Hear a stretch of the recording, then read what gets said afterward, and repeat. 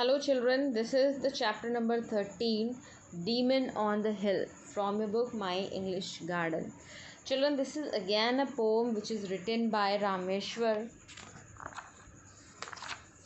Shanta Rameshwar Rao.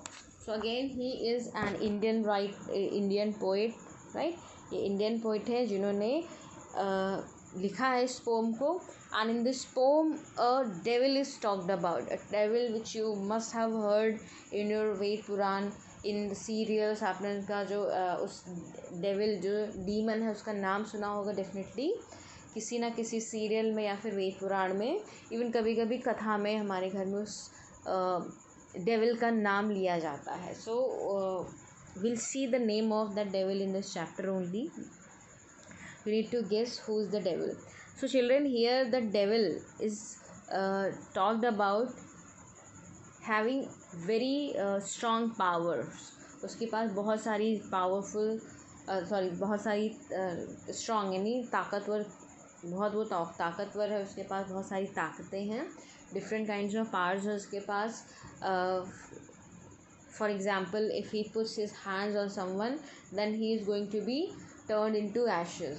ash वो जो है राख में बदल जाएगा अगर वो devil किसी के ऊपर हाथ रख देता है.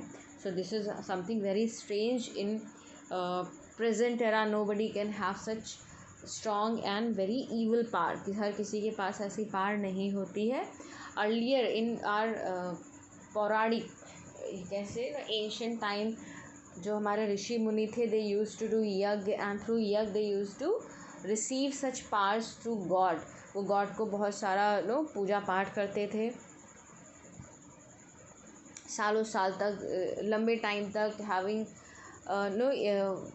Having being avoided by the weather and all. सब कुछ हर चीज़ वो अवॉइड करते थे और उसके बाद ना बिना कुछ खाए एक ही पोजीशन में बैठकर वो एक ही चीज़ को स्मरण करके मेमोराइज करके वो भगवान को याद करके अपने आप को वरदान दिलाते थे. ठीक है. So now you must have guessed whom I am talking about, जिसके बारे में बात हो रही है children. So in this video we will have the recitation of the poem. पहले उसको हम बोलेंगे. If the new words come, we'll understand those words and then we'll start having the explanation of the poem. And children, let me tell you, this poem is really very lengthy. For the first time you must be having such a long poem which has around 19 to 20 stanzas, right? So let's see. Okay, now in this picture what all you can see, the people who are standing, this seem to be villagers. लगता है वो गांव के लोग हैं. And there are two more people who are talking to each other and one girl is indicating something, कुछ चीज़ को indicate कर रही, दिखा रही है.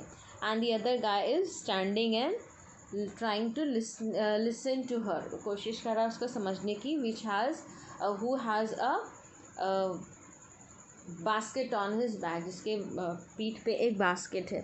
So let's see what is the girl talking about. But first we'll have the recitation part, right? Okay. Now, and I would ask you to repeat after me once I'm done. Deep in the mountains, where it's lonely and still, was a dark, dark cave on a high, steep hill. In that cave lived a demon, a terrible fellow. His hair was red, his teeth were yellow. Everyone quaked and trembled with fear when Bhasmasura came anywhere near. Who will help us? The people wept. Where shall we go? What shall we do? Does anyone know? Just then there came a pleading cry. There is me, my friends. Please let me try. To the demon, Bhasma, please let me go. I know what to do. I'm sure I know. So again, recite the poem after me. Deep in the mountains, where it's lonely and still, was a dark, dark cave on a high, steep hill. In that cave lived a demon, a terrible fellow. His hair was red, his teeth were yellow. Everyone quaked and trembled with fear when Bhasmasura came anywhere near. Who'll help us? The people wept. Where shall we go? What shall we do? Does anyone know? Just then there came a pleading cry. There's me, my friends, please let me try. To the demon Bhasma let me go. I know what to do. I'm sure I know. Okay, so apart from explanation, let me tell you a few very important thing is just before this chapter we had the rhyme scheme. Children, हमने rhyme scheme करा था. So I want you to try for the rhyme scheme at least for these 3 stanzas, right? In 3 stanzas की आपको rhyme scheme बतानी है.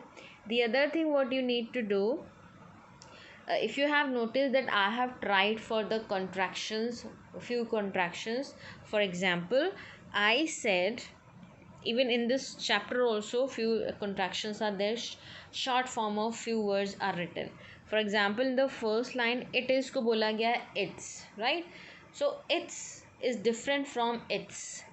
This is its, right? Sorry, yeah, this is its, but that is its.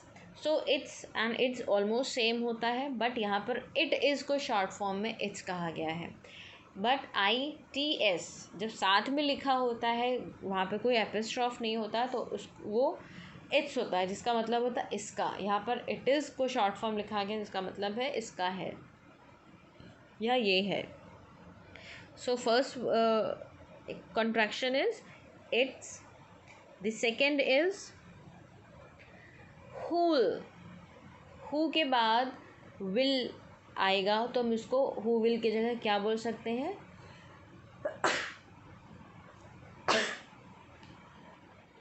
Excuse me. So contraction who will का क्या हो जाएगा? who'll, right? who'll. Now इसके अलावा एक और एक्सप्रेशन है जो मैंने बोला इज देयर इज़. अब देयर इज़ को हम बोलेंगे देयर्स, राइट? हम देयर इज़ नहीं बोलेंगे, और हम बोल भी सकते हैं, कोई बुराई नहीं है और हमें बोलना भी चाहिए. बट अगर हमें कोई चीज़ सीख करके हमें यूज़ करने में अच्छा फील होता है, so why should we not, right?